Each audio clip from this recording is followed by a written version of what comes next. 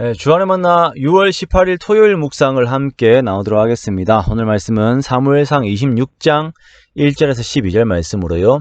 대적하는 자와 순종하는 자라고 하는 제목으로 함께 묵상을 나누도록 하겠습니다. 오늘 본문은 자신을 추격하는 사울을 죽일 수 있는 두 번째 기회를 맞이하였음에도 하나님의 말씀에 순종함으로 사울의 목숨을 건들지 않는 다윗의 모습을 보여주고 있습니다.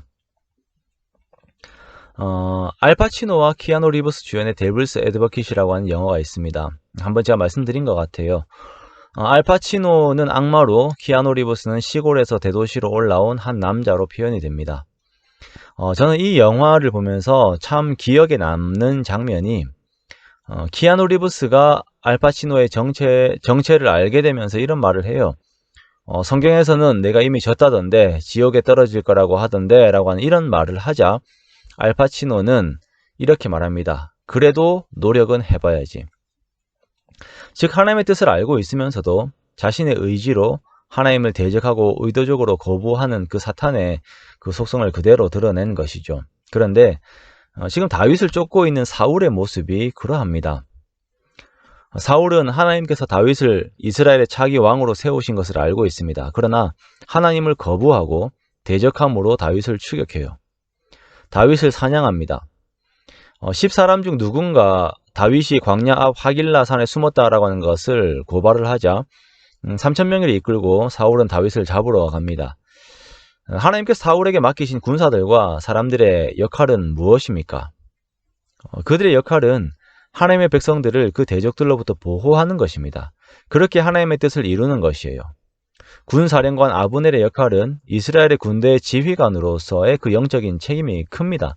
그러나 지금 오히려 그것을 하나님을 대적하는 것으로 사용하고 있는 사울과 그 백성들을 보고 있는 것입니다. 우리가 영적인 방향성을 잃어버리게 되면 하나님께서 우리에게 주신 것으로 하나님의 영광이 아닌 하나님의 뜻을 거부하고 대적하는 우려를 범하는 위험이 항상 있다는 것을 생각하고 우리가 주의를 기울여야 합니다. 내가 청지기적인 태도로 지키고 관리해야 하는 요소들 있죠. 나의 재산과 가족과 직분과 또한 모든 달란트들이 있는데 그것으로 하나님을 거부하게 될 때가 있습니다. 마음의 중심이 하나님으로부터 떠나게 되면 우리가 순간적으로 이렇게 되어버립니다. 그리고 자신이 하는 일과 그 끝의 결과를 보지 못하게 되지요. 영적인 눈이 어두워져 버린 것입니다. 지금 사울이 그렇습니다. 주어진 시간과 능력들을 사용하고는 있는데 그 결과는 여호와의 치심을 향하여 가고 있는 것입니다.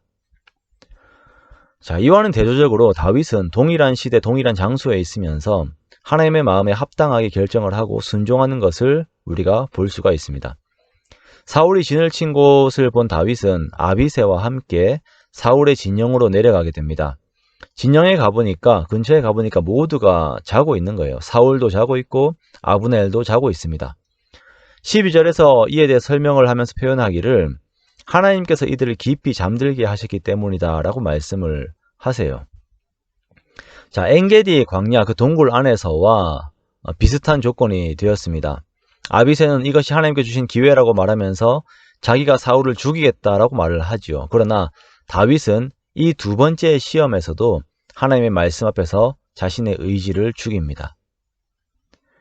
모든 조건이 좋아요. 이러한 기회가 없습니다. 그러나 11절에 보면 여호와께서 금하시는 것이기 때문에 자신의 의지를 꺾는 다윗의 모습을 볼 수가 있습니다. 사울이 그의 잘못으로 인하여 하나님의 치심이라고 하는 길로 가고 있다는 것을 다윗이 알고 있어요. 그러나 그가 자신의 안위를 위하여 주제넘게 하나님의 역할을 하려 하지 않습니다. 자신의 안위를 위하여 하나님의 뜻을 대적하려고 하지도 않습니다.